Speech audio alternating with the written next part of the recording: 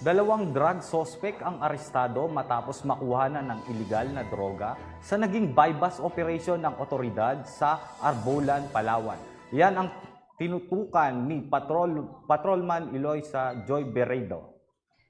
Ang dalawang drug suspect sa ikinasambay bus operation sa pangunguna ng Provincial Drug Enforcement Unit Palawan, katuwangang Aborlan Municipal Police Station sa pakikipag-ugnay sa Philippine Drug Enforcement Agency Regional Office.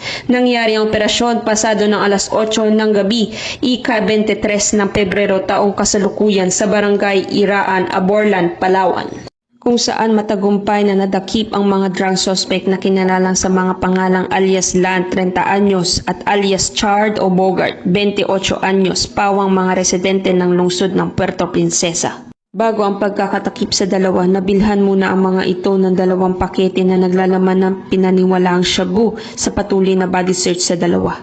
Nakumpiska pa sa posisyon ng mga ito ang karagdagang pang 3 pakete. Isa ang nakuha sa posisyon ni alias Chart. Ang 2 pakete naman ay nakuha sa posisyon ni alias Land. Nabawi din ng mga ito ang buy-bust money na ginamit ng mga otoridad.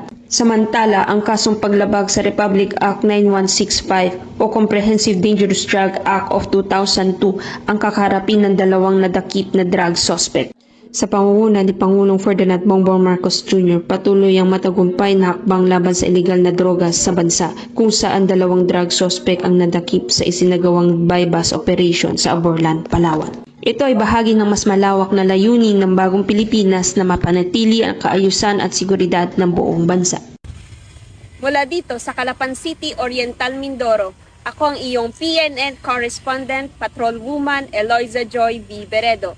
Alagad ng batas, tagataguyod ng balitang pulis. Maraming salamat, Patrolwoman Beredo.